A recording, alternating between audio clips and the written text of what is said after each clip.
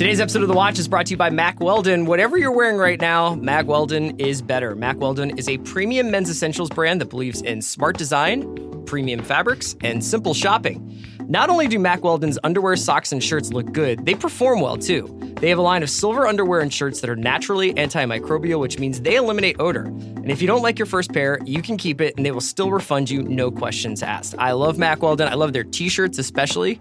I love wearing their solid colored t-shirts. So it's not just underwear there. You can shop for all sorts of men's clothing there. For 20% off your first order, visit mackweldon.com and enter promo code WATCH at checkout. That's 20% off. I love the shirts. You'll love the underwear. You can't go wrong, Mack Weldon. Today's episode of The Watch is brought to you by Sunglass Hut. Summer is here, so accessorize your summer wardrobe with great styles from Sunglass Hut at Macy's. From now until July 4th, get 50% off Sunglass Hut collection at Sunglass Hut at Macy's. Just in time for those 4th of July celebrations. Some exclusions apply. See associate for details. I need support staff to clear the room. Stand up and walk, now. Hello and welcome to The Watch. My name is Chris Ryan. I am an editor at TheRinger.com, and joining me in the studio, he can buy himself a hockey team. It's Andy Greenwald! Hey, so sorry, 1 second. I'm just watching Spain complete another pass. Wow, dazzling footwork. Oh, what's up, man? How are you doing today? What a weekend, Chris. Yeah. What a weekend. Andy, obviously, we are going to be talking about Sicario, the Day of the Soldado. Day of the Soldado. I can never remember if there's a "the" in there. I can remember how because we went through so many different titles. That's Doug from marketing's fault. Yeah. We've been over this. For sure. We're also going to do a little bit of the news at the top. It's a beautiful day in Los Angeles. LeBron James is coming. Mm-hmm. How are you doing? How's your weekend? I mean, World Cup, agita. Why?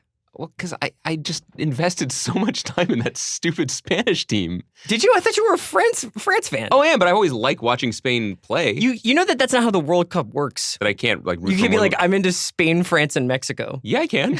That's exactly how it works when your country isn't in it. No, you're supposed to be like, I cheer for Serbia, and now I'm sad, and I can't watch anymore. Well, no, my teams, Mexico and France, are the teams that I like best consistently in the World Cup. Those are my teams. Okay, well, and now it's just France. Yeah. Okay. All right? Yes, and Spain. Well, no, they're out. And also now I hate them forever for wasting my morning. Because it wasn't just that they played so infuriatingly and lost to Russia, who needs more L's, by the way. Yes. In general, Russia needs more L's.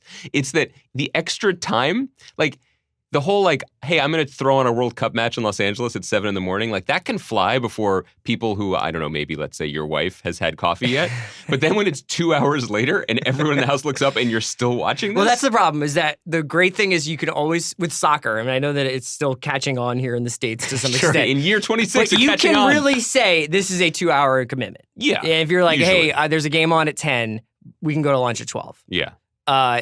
But that's not the case in the World Cup because so many teams do play for penalties, especially once we get into this point. So that was tough sledding. I got up at 7 for France. I love that. It was a little bit of a heat check by me.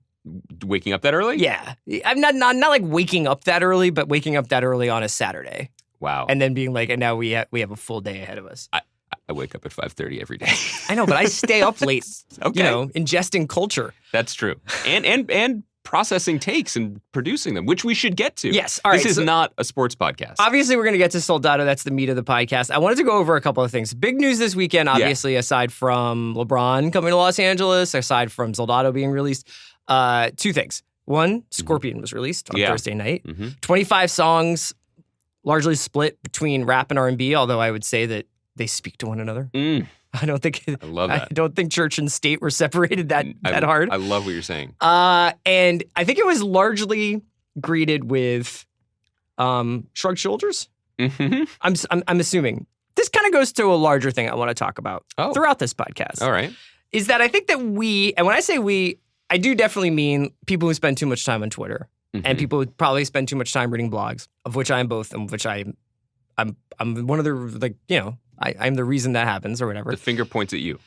But do you think that we're kind of in this weird cycle of over-anticipation and underwhelmment? Is underwhelmment a word? Well, I think you're right. I mean, I think that everything is maximized and incentivized for the Twitter debut and the Twitter hit and the surprise release.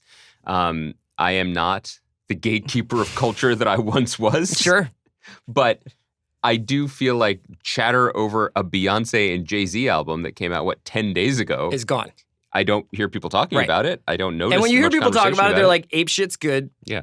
This is otherwise a pretty cool but like unmemorable record. Exercise and tour promotion for which it did its purpose. So I agree. I think that when we talked about this the other week, that Drake, it's a smart move to build up anticipation, do the midnight release as we all do now on Spotify, but to deliver so much content that it almost demands a longer term investigation of it.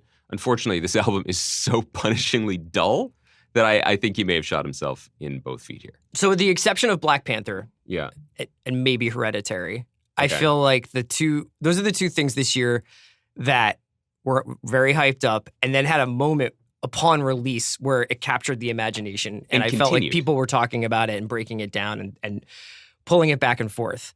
And then for a lot of these other things, whether it's the Kanye stuff, which I think was largely sort of weighed down, it had concrete shoes on because of all the stuff that was happening outside the record. Mm-hmm. And then when you actually got to the record, it was like, this just sounds like some iPhone notes. The Pusha record was great. It's my favorite record of the year, but I feel like what happened after that kind of took over the conversation. Right. I still go back to Daytona over and over and over again these weeks later. And I was thinking about that for something like Greta Gerwig's Little Women, which is something. Look at you jumping around culture. Well, because this is almost wish fulfillment. It's like, could I be happier about a group of people working together than Greta Gerwig, Saoirse Ronan, Timothée Chalamet, and Meryl Streep? That's it. And Emma Stone. That's a squad. And people are really psyched. I actually have never read the book. Uh-huh. I remember the Winona Ryder, Claire Danes movie Me from too. 25 years ago. Makes up. me want to jump in a non-existent LA River. But like, this is going to now be like, everybody's going to be psyched about this. Everybody's going to be psyched about this. Is there a ceiling on Little Women? I don't know. That then when it comes out, people are going to be like, oh, that's pretty, Greta Gerwig did Little Women. Pretty good. There was a moment, actually, there was a rumor that it was actually a modernization of Little Women set in Sacramento. Which sounds like, I guess that was dispelled. I like that idea more, frankly. I mean, this seems like a very cool package optimized to win the internet and to win culture as an announcement. You know, we will ride for anything that Greta Gerwig does culturally. Like, I'm excited for any movie that she makes. Obviously, you're not going to turn down a chance to do a project that clearly has meaning to her, either the books or book and the movies, to work with people that are so exciting and to get a cast like that together. But I would rather her do another original script, right? I mean, this is just sort of, it's so weird to say this, but it feels like this is her version of doing a Marvel movie. You know what I mean? I guess so. It's existing IP. This is the world that we're in. It's the world Hollywood it's the business Hollywood has always been in. So I'm not breaking ground here by suggesting it, but I would be very surprised if, coming off Lady Bird, Greta Gerwig had gone into meetings and they were like, "What do you want to do next?" And she said, "I have another chapter of a Sacramento series that I want to do, or I have this idea, or I have that idea." And they were like, "Nah." And she was like, "What about Little Women?" And they were like, "Yes, green light." You think that did or did not? It did not happen. I think that she chose to make Little Women. Well, yes. I think she also probably has another chapter in her Sacramento series either queued up or saved to drafts, like yay. Yeah. Look, I don't know. Like, it's just this feels, maybe it's because it's summertime, maybe it's because the world is sliding into complete dystopia, but it's just weird to get to live vicariously through tweets and press releases, because I get an email today that says, Transformers is coming to Hall H at Comic-Con for the first time. I'm like trying to rack my brain to think of a context where that would have any significance to me or other humans in the world. Like, right. What bar is that clearing? What artificially said bar is that clearing? But I don't think that Bumblebee is rolling into Hall H. That's a whole plank of culture. And then there's Greta Gerwig doing Little Women, and none of these things are things, I guess, is what I'm... Not yet. But when they become things, I'm wondering whether or not we fired all of our neurons in the lead up, and then when something happens, the combination of everybody needing to have an opinion about it immediately, which is something that I would be curious to know how many things over the last few years different critics have been like, you know what, actually, after real consideration, I've decided that was dope or that was actually terrible and I was way too excited. I think it's way easier to be like, I'm somewhat let down or underwhelmed by this than it is to be like, I've gone all in on it and now I feel foolish for doing so. Are you foreshadowing the back half of this podcast? I wonder, and I actually would love some... So that's what I'm talking about with like Scorpion, right? Yeah. Well, I'd like some feedback from our listeners, either on the Facebook group or on Twitter about this. I wonder if that's one of the reasons why the Rewatchables is such a pleasure for listeners. And I'm not just shouting it out because you were on many of those episodes on the Ringer Podcast Network, but it feels fun and weirdly fresh to have something with meat on its bone. Well, it's also something a deep text dive. Like you and I we've been talking for 7 minutes. We haven't actually talked about the Drake record. Right. Exactly. Because what is there to say at this point? This stuff is dry aged. You know, there's something there. Even when we talked about Sicario, the first one last week, it was fun to revisit it because it's had time to sink in. I mean, I think my feelings about the Drake record. Do you want to have feelings about the Drake record? Let's talk about it. I think it's boring AF. Really? Yeah. I think that he is and always has been on some deep level a cornball, and I think he's particularly exposed as a cornball on this record because the punchlines aren't there. I wish there was a little more Quentin Miller up in his life. And it's less interesting to hear a 31-year-old dude be like, the only people I trust are my mama. And I guess the only person I trust is my mama. You know, I'm like, really? Like you're 31 years old and you're still just screening calls except for your mom? Like you were hiding a child, my man. I was particularly curious about Elevate because Elevate's the one where he's going to go to the Aria in Vegas. Uh-huh. Have you done that? No, I've never been to the Aria. I'm staying at Caesars for Summer League and I've stayed at other hotels before that. With the Hotel Tonight app, I hope. Yeah. But that one was for free. And he's like, Budgie's got me up 100,000. And I was trying to figure out whether or not Drake is like fronting dudes playing poker for him. Mm-hmm. Like Steve Albini? Yeah. By the way, I write that movie. Steve Albini movie? The Steve Albini poker movie where Drake is actually fronting. That would be pretty amazing. It's pretty good. There are some songs on here that I like. I like Summer Games. I like 8 out of 10. I like God's Plan. I like Elevate. I like Survival and Nonstop. It starts out, I'm like, okay. Uh-huh. But then I kind of like petulant rap Drake. I can't believe we're having this conversation when you ended the conversation about it in the debate last week over text. Can you share with people What did I say? What you said about how it's hard to listen to him after Pusha hollowed him out like a corn husk? No, you said Pusha. It's sort of hard to listen to Drake right now because Pusha hollowed this dude out like an apple bong. And I was like, okay, now I'm going to listen to this record with that in mind. And I agree with it. It kind of sounds like a guy. It sounds like the human version of someone who's been hollowed out as an apple bong. I agree. Yeah. That's my review, which is a block quote from you. Okay. That's my review of the record. See, we All still right. get along. So we touched on that. We touched on Little Women. Let's announce one other thing. We are going to... We are starring in our own Little Women. Let me start another thing. We are hiding a child. Glow also came out this weekend, and Glow is a Netflix show that I have a lot of time for, and I'm very excited to have back. And we haven't done this in a minute, so I think that we'll just watch this sequentially, meaning we are going to watch the first 3 episodes and talk about them for Thursday's show. And we will finish off the season in a week or week and a half. And we'll see how... Probably more like 2 weeks. See where that takes us. Yeah. So maybe we'll remind people of that again. So Andy and I will be back on Thursday. Then we'll have probably a mailbag show for Monday. Mm-hmm. So we'll send out the request for questions, but you can start tweeting it at the Watch Pod if you have questions. And then we'll do Glow over the next few episodes, and we'll also talk about Sunday's Succession for Thursday. So one other point before we get into the Sunday of the Soldado that I had. When we talked about Sicario on Thursday, I was talking about how it really struck me what a small miracle this movie was because it seemed to be a sterling example of a genre of adult film that just doesn't exist or doesn't get released to theaters in the same way that it used to. Mm-hmm. And so I went to see, I had a Sunday of the Soldado, a solo Sunday of the Soldado last night, and I was really struck by the trailers because I'm so used to seeing blockbusters to talk about them on the podcast that the movies that they found, they basically cobbled together 3 releases that they thought might be relevant to our interests. Recommended if you like Soldado. But again, it was like so the trailer was for this remake of Papillon with Charlie Hunnam and our guy Rami Malek. And I'd like to talk about the substance of the trailer for a minute, but I was basically like, what alternate Earth is this where this is a major film that is on a big screen? It was so odd because Rami's second build in it, and he's a great actor and on the come up. But then Charlie Hunnam has a face where I'm like, is that guy named Chris? And I think he's a good actor, but he just seems like another guy. Did you ever see Lost City of Z? No, I never did.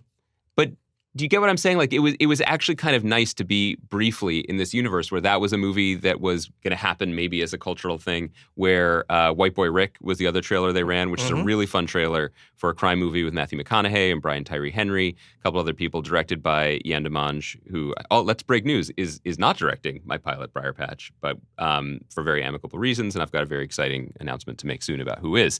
But regardless, this movie looks like a lot of fun. And it looks like this weird, all of this together looked like this dispatch from an alternate universe where there are still grown-up movies being promoted in the summertime of America. Right. This Papillon thing, are we in on this? Because this premiered in Toronto last year. It's a remake of the Steve McQueen, Dustin Hoffman film. Really like the Steve McQueen, Dustin Hoffman movie. That was, I think we talked about this, when we were talking about Jaws, the double cassette movie that you would sometimes rent at video stores. By the way, that Jaws thing had more life than I expected. Why? What happened? Heads are coming for me. Oh, really? That was heretical. Because you yada-ya'd one of the 5 greatest things that's ever happened on a movie screen? I'm just saying I saw it, and people are like, how dare he not have seen this more? Come on. You had a long time between Jaws and fatherhood. Oh, so you think that's I can't what you're blame it on that? accountable for, yes. Look, we follow different paths in life. It just, okay. I'm not proud of the fact that I've seen Poltergeist more times than Jaws, but that was a factor of the movies that people rented at sleepovers, right? So you were never the renter. It's a really interesting. I was alone playing Halo, and then I went to other people's houses where other people were the renters. Sure. Also, this is about me. Also, the movies that people rented from West Coast Video or whatever for these sleepovers generally were R, right? Because that's what you want to. That's where the thrill is. That's where the thrill is. I wasn't going to get in trouble, rent an R-rated film. God. But also, I wasn't my parents were not like, let's go get you Kentucky Fried Movie. We heard you had a good time watching it at Philip's house. My parents weren't like that, but we somehow. You got it done. We got it done. Everyone had the friend whose parents were like that. Yeah. And then maybe the older brother. And then maybe stuck around watching it with you guys or a little just too long. It didn't have to be West Coast Video. It could have just been the mom and pop place where they were just like, Kentucky Fried Movie, huh? Sounds like chicken. Yeah. I bet it's great. Okay, go back to your double feature. I didn't have a Papillon take. That's interesting. It's funny to think about the algorithm that they use for Soldado of what would people want to see before they see Day of the Soldado. Yeah. And it's more, I think it's more like CrossFit training. They'd like to hug their parents. Yeah. But yeah, the Papillon movie looks. I love a jailbreak movie, so I'll definitely be pretty excited. I thought that the trailer seemed like it also had a little bit of wit, like it seemed entertaining in a way that I appreciated. But also, it's very surreal because when I did a Mr. Robot event over a year ago, and I saw Rami for the first time in a while. I'm like, "How are you?" He's like, "I'm good." I was like, what have you been up to? He's like, I was just in Belgrade naked in a prison for 4 weeks with Charlie Hunnam. And I was like, and then did you do a movie? Yeah. But it's just very weird that an experience that was for him a strange summer is now 2 years later. It looks very good. Yeah, I'm excited for it. When's it coming out? August. Okay. The time when all great adult films are released with the full confidence of the marketplace. All right, we're going to take a quick break, and when we come back, we'll talk about Sicario, Day of the Soldado. Yes, we will. Today's episode of The Watch is brought to you by the Black Tux. Wedding season is upon us. And when you're bringing a date, you want to look fresh. That's where theblacktux.com comes in. It lets you rent awesome suits and tuxedos in all styles online. With the Black Tux, you can take your style to the next level in funky cool options like the Emerald Shawl Tuxedo and blow it out for your big one-time event. And with free home try-on, you can feel the quality and see the fit months before your event. Andy and I have used Black Tux before for our after shows when we've done for the Emmys and Golden Globes. They've been awesome. Stuff arrives on time. You try it on. There's great styles to choose from. After ordering your suit, it will arrive 14 days before your event. If anything is less than perfect, the Black Tux will send you a replacement right away. Wear it, turn heads, then send it back 3 days later. It's that easy. Shipping is free both ways. To get $20 off your purchase, visit theblacktux.com/watch. That's theblacktux.com/watch for $20 off your purchase. The Black Tux, premium rental suits and tuxedos delivered. Today's episode of The Watch is brought to you by Hotel Tonight. If you love to score amazing deals at incredible hotels, you'll love Hotel Tonight. Hotel Tonight partners with hotels to help them sell their unsold rooms, helping you find sweet deals at cool, top-rated hotels. Hotel Tonight shows you the best deals at hotels you actually want to stay at. No more scrolling through endless lists of choices. Even though their name is Hotel Tonight, they're not just for last-minute bookings. You can book in advance, perfect for planners and procrastinators alike. Hotel Tonight is perfect for spontaneous weekend getaways, staycations, 3-day weekends, road trips, business bookings, and more. It's so easy to use. Book hotels in 10 seconds, just 3 taps and a swipe. There's even an HT Perks program where the more you book, the better the deals get. Here's what I like to use Hotel Tonight for. I let it tell me where to go. I'll basically have a bunch of zip codes, maybe a couple destinations in and around Los Angeles, like a half day's drive. And if there's a really good deal, maybe I rock that for a weekend getaway. It's really, really fun to get to the beach, maybe go down to La Jolla or San Diego or something like that. So definitely use it not just to book places that you're already going, but see where you might want to go anyway. Get the Hotel Tonight app now to start scoring amazing deals at incredible hotels. That's Hotel Tonight, the only booking app you need. All right, we are back, and this one's been a long time coming. I guess it's been about a year and a half coming. It's not like we've been waiting our entire lives. I have, in a way, yes. You know, I had seen the movie, but we talked about this last Friday, so I feel like I want to start with you. Wow. It might be, and you have not told me how you feel about the movie. No. So why don't you just take it from there? I guess I want to start here. This podcast is free, right, for people? Yeah. So we don't owe anyone their money back? What, like for having to see the movie? Just generally an apology? I can see where this is going. You know, I thought this movie was generally disgraceful. I actually didn't want to start because I'm curious what you found defensible in this movie, because it wasn't just legitimately, this is a bad movie, is what I mean. And Okay. I don't mean it because I'm on like a moral high horse, which, by the way, I'm very comfortable riding on. And I will ride on that horse all the way down to Nogales. Doesn't matter. Okay. I just thought this was just a visually ugly mess of a movie that had no point of view and no opinion about much of anything. And that's shocked me, considering some of the raw material there. And also the fact that I was prepared for it to be maybe something that I didn't love in the same way, but for it to have taken one thread that was worth taking from the first movie. And in fact, it felt like a completely different strain of DNA. Mm-hmm. I thought, this leads guy. I wish this podcast was on camera. Because Chris is looking at me like I'm hiding a child. He is looking at me like I am. I'm not like, keep going. I'm not going to be like anybody. There's not a Soldado purity test here. I recognize that this is if it's not an acquired taste, it might actually be inedible. Let me say that it made me appreciate even more the marvel of the first movie, because what I'll say is that Denis Villeneuve, who directed the first film, it really made me appreciate what a director with vision can do, because every image on the screen in that film was considered. And what surprised me about this was that Salima, who directed it, I don't know what he was interested in other than the moments of extreme gun violence. Because think about, I think I mentioned this last week, there is a moment when Daniel Kaluuya and Emily Blunt are meeting with Victor Garber in the first film, and they're in an anodyne conference room somewhere in Arizona. And it somehow looks boring, but exactly right for that scene. And you contrast that with this darkly lit scene in the Department of Defense full of just like actors straight out of Central Casting, with Matthew Modine with his desk on the corner. And I'm like, none of this is right. Similarly, Josh Brolin in the first movie, by the way, Brolin and Del Toro are the villains of the first film. They're the antagonists. They're the villains of this movie too. Are they? Yeah. Okay, we'll come back to that. Brolin in the first movie, with his shaggy hair, with his hungover demeanor, sleeping on planes, wearing flip-flops, with a sort of insouciant smile on his face. That's a character. Brolin in this movie is evidence of an actor who got a hold of the script and maybe got a producer credit and had too much power, because his hair looks great. His hair just looks great, and he's always just racking his machine guns and getting stuff done and delivering impassioned speeches about how we should or shouldn't do things to Catherine Keener. I was shocked. I was really shocked, because I thought that I'm ready for it. No, I'm not. I'm not mad. But what I thought was going to be coming at me in this film would be some of the things that made me uncomfortable in the first movie with the safety off. And instead, it just felt like What do you think it was in the first film that made you uncomfortable? I think there was this idea of proportionate response to an impossible situation, or then disproportionate response. You know, there's the one of the classic lines of the movie is Brolin saying that we're going to overreact. Right. Right. In response to drug violence drifting over the border into Arizona. Sure. And we take the fight to them or whatever. This movie, for some strange reason that I'm trying not to think of as just opportunistic, shoehorns jihadi ISIS violence into its beginning, detours to Somali pirates in Africa for whatever reason, and then just starts a land war in Mexico. I don't know why. I don't know.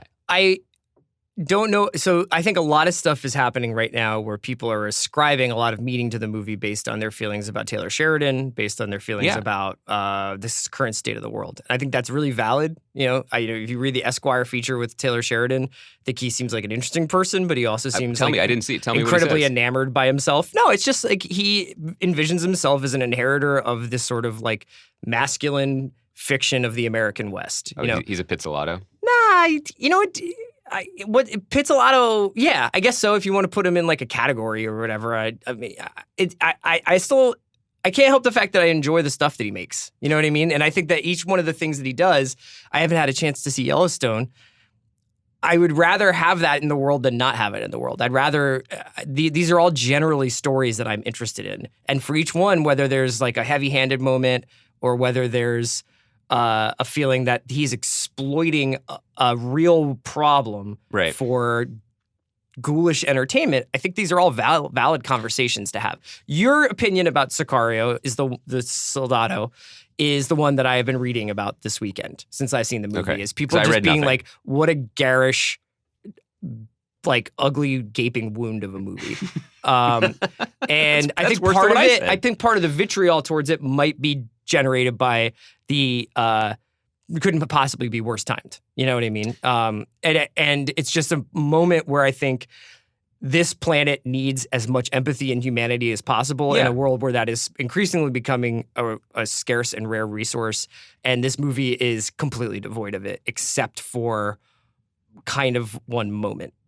Yes, right? the signing moment. The signing moment and just the act of sacrifice to save Isabella by Alejandro. Obviously, we're talking about spoilers and Sicario. So, but I want to push back only to say I think I agree with you about Taylor Sheridan, and I wonder. I know nothing about this process other than I think there was one interview where Brolin was like, "Yeah, Benny and I got our hands on the script and had some fun with it." Benicio says in the movie, I think that the New York Times profile of Benicio del Toro, if I'm correct, talks about how Brolin and Benicio basically got, quote unquote, got their hands on this script and reworked it. And I don't know really what happened because there's a couple of different things. Like it was just supposed to be called Soldado. Yeah. You know, it was supposed to be not a sequel to Sicario, but a continuation of the saga in terms of like going into this world a little bit more. The reason why I brought up Taylor Sheridan, the reason why I brought up all the reasons why I think people might hate this movie is because that makes it difficult to ascribe equally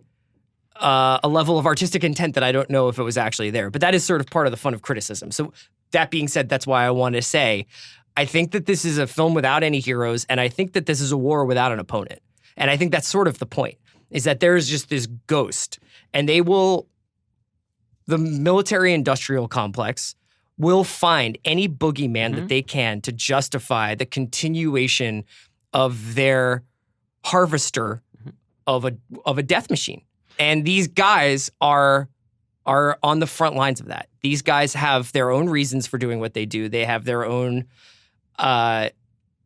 maybe their own philosophies about how the world works and what there should be. And they are, every moment, each one of them, who we think, well, this is the most scabbed over, cynical, awful, morally bankrupt person. And then they meet somebody who's worse.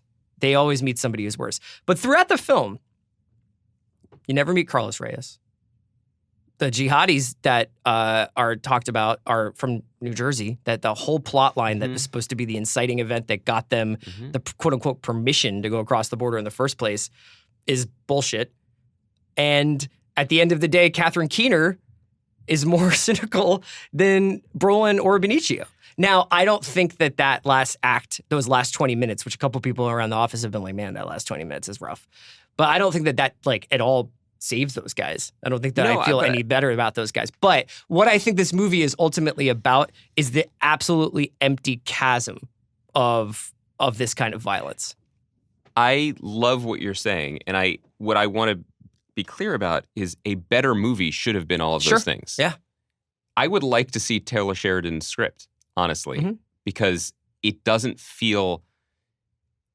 I mean, regardless of my feelings about his writing, I'm interested in his writing, and this movie felt By all accounts, though, there was a lot of work done to the Sicario script. I'm sure, but this felt including a complete rewrite of the ending. This feels particularly clumsy to me, and a smarter executed movie, a more smartly executed film would have accomplished what you're saying. Right. That's what it should have been about. But this movie didn't seem to be interested in anything other than what was in front of its face at any given moment. There was no, I felt, to my mind, just the filmmaking, separate and apart I wasn't offended by it. I was expecting the way he set me up for it. I was kind of expecting to take moral umbrage at it, and I was trying to talk myself down. I didn't. I just thought it was so messy and sloppy, and it didn't keep its eye on the things that were interesting, which could have been this hollowed out husk of a war machine, as you're talking about, how there are no real enemies and things are going to keep blowing up, borders are porous, and what are we even doing with these death merchants that we've created? But that's underdone. But that's undone in the context of the film by the way Brolin is shot and the way he's styled and the way he's given these speeches. I think he overpowered a director who didn't have any personal interest or artistic interest in this part of the world or in this story necessarily. I don't know that. You interviewed him. I didn't. I mean, if you look at his work, Gamora's not pretty either. You know what I mean? Like, yes. I think that there's an interesting there's an interesting line you walk between pretty and poorly made, you know, or dimly lit and ugly versus poorly made. I personally think it was excellent. It was very well made. I thought he did some things with perspective that I thought were fascinating. I thought the gunfight that's shot entirely from Isabella's perspective is riveting. I thought that when it shifts into becoming a Western, when they meet Angel and his family, and it essentially becomes like an inverted Searchers, and then it turns into like El Topo when he's lost in the desert with a bag over his head, bleeding out of half of his face. Just don't see that. I mean, I was just like, I don't know where this movie is going. This movie is really, really wandering into a kind of like dark hybrid noir Western that I haven't really seen in a long time, if ever before. And I thought that, I understand what you're saying about feeling like it was muddied and that it was basically like 9 raids with a story attached to it. But I don't know. It really, I thought that the fact that they removed the audience avatar, that they took away but what are you guys doing? What are you talking about? How can you do this? All that questioning. I think it's a very interesting experiment. And Solima told me and Sean that. He was like, I did not want to hold the hand of the audience through this movie. I didn't want them to have a character who was then saying this is right or this is wrong. I just wanted the characters who we had to play out their drama. And you know, that your mileage may vary on that. But I was so excited to be in a position where I got to watch that movie it has nothing to do with Emily Blunt and Kate, the Kate character. I thought that was amazing. That Sicario's amazing. I just thought it was really cool to not have like, what are we doing here, guys? You can't do this because we've already established that you can. I agree with that. I guess I wish that the what are we doing here, guys conversation had happened sometime before production started, because I do think that separate and apart from commentary on the global war machine, the creation of Alejandro, the creation of Benicio del Toro's character, you've created an iconic screen character. Yeah. And the way he plays him is never less than riveting. Even in this film, too. Sure. There are positive things to say here, of course. He is, other than Shea Whigham's one scene, which I would like to devote the rest of the podcast to, if I may. That's absolutely. Del Toro is the best thing in this movie. Yeah. And had this been a simpler, leaner story of him in the desert with the daughter of his enemy, you know, and I know it sounds like I'm pitching like a hard-boiled curly Sue here, but that's not what I'm saying. With Brolin hunting him, that aspect of the film, with that geography, with that humanity, with that stillness, with that element of surprise, that would have spoken to me as not a necessary extension of That's this. the movie we'll never make again. No, we were talking about this with Papillon, the one man alone in the desert with this girl that he's protecting or kidnapping. But that character there, absolutely, it would have been amazing. Frankly, there's also the element that I feel like they want to be congratulated for avoiding this, but you just make the Liam Neeson version of it. You do Taken or whatever. By the way, I know a lot of attorneys. I'm married to an attorney.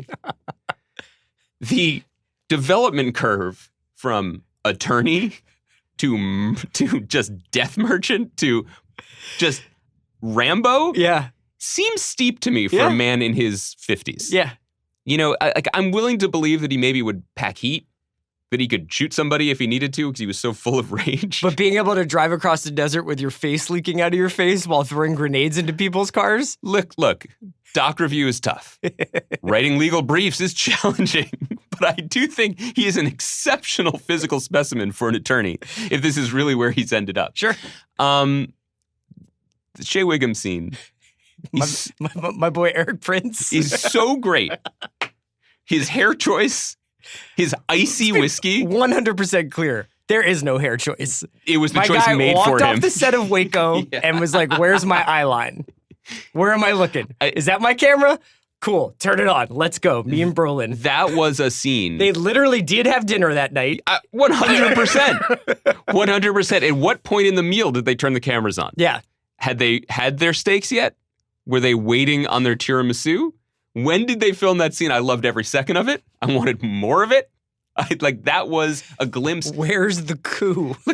But that's a glimpse of the type of world. Like, okay, you've touched that third rail of international excitement that feels thrilling because it private feels security fictional, contractors, but it also feels real. Arms dealing, potential. Yeah, all that shit is real. Like all that stuff is like we're seeing it play out. And the toasting of it in that moment in that absurd steakhouse. I'm like, okay, give me that. And then we have so much more of this movie on screens. I just feel like there was a laziness to the production design where they're constantly looking at their screens to see who's few clicks out, or they're Skyping with Matthew Modine, who basically has the word villain tattooed across his forehead.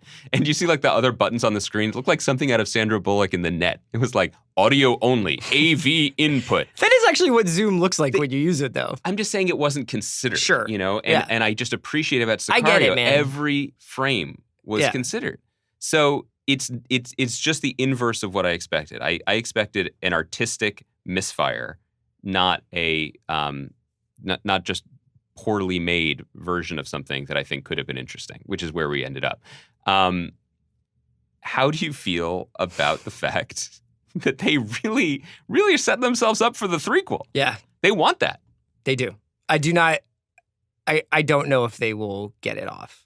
I mean, if Thanos could just be like, it's happening. If these two guys are just like, we want to go back and do this. The first Sicario movie did, I think, something like 12 million its opening weekend, wound up making 85, and then was one of those rare lived on in home entertainment modern releases. Typically what happens is everything we just emphasize the first weekend here, and if it has a poor first weekend, you just see that precipitous drop off, and you hope, or if you made the movie, you're hoping to make it back in international. I'm not so sure how this is going to do internationally. You see it did very well. It overperformed this weekend. I did see it. They were expecting 10 to 12 million. It made 19 million. Yes, I did. The reason why I said I didn't think that they would make a third, at least based on box office, is it is the opposite of Hereditary. I mean, and Hereditary is an equally nauseating and anxiety-producing movie. But I think people walk out of Hereditary and they're like, if you like horror movies, you have to see this. I don't know that many people who are going to be evangelists for Soldado. Can you rank these movies for me, just in your own estimation? Hereditary, Soldado, Jaws. Just because I'm trying to make my entertainment choices. Number for the week. one is Ant-Man and the Wasp, man, because what I really need is Marvel to give me like a lighter movie. It's just enough with the heavy vibes, guys. Did you, and I hope. Jaws. Jaws is better? Yeah. What about Kentucky Fried Movie? I learned a lot from that movie.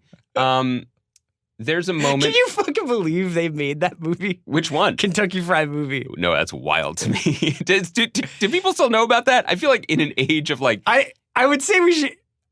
I don't even know if we need to go and do. I don't know what we could talk about with that movie. Well, Isn't there like a martial arts movie at the end of Kentucky Fried Movie? there are. Here's what I remember about Kentucky Fried Movie. There's a lot of nudity in it. And so Tons. that was really why Tons. it was a key rental. I mean, let's just be honest. Yeah. More than in Jaws? I don't remember. There's Richard Dreyfuss is some tasteful nudity in Richard Jaws. Dreyfuss Yeah. is Diesel in Jaws, right? And he has a ton of chest hair. I love it. He takes off his sweater and they're like, you're wearing a Like, shirt. take off your sweater.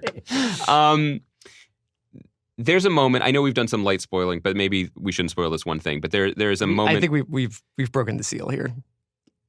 When homie gets up after being shot point blank. Uh-huh.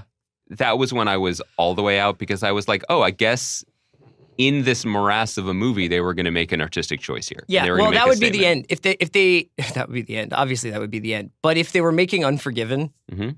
that would be the end, right? He dies this ignominious death Mhm. in the desert at the hands of a kid. This superhero is felled by the everyday gun violence that happens, and then you could have Graver's revenge, I guess, that for catharsis if you needed any more catharsis. But that would have been pretty stunning. I thought the way that they handled it was like, you're really doing this. Yeah. You're really gonna have this dude do a 3-minute scene where he tries to figure out how to uncuff himself Yeah. on a man's belt buckle while his head is coming out of his head. I would say that the crowd at the ArcLight at the late Sunday screening was definitely not the 10 a.m. vibes there that I usually have. And I was going off of their reactions, and that definitely got some that's when people woke up in the theater, I would say. Like in a When it's just like cheek blood flow was just like Christian Dior cheek blood flow. That's what I'm saying. It was just like one of those like massage spray heads that you put in your shower. It was just like really. You thought you had low water pressure, but no. You can fix it with this, and then it's just coming out the cheek. Yeah. You guys want to watch this movie now if you haven't already? That definitely got the people going. Do you want a third one? No, I don't trust them. Like, do you remember? This should go on your most Andy reactions ever bingo card, which I think some people on the Facebook group have. But do you remember a classic film that I've seen more times than Jaws, Barcelona by Whit Stillman?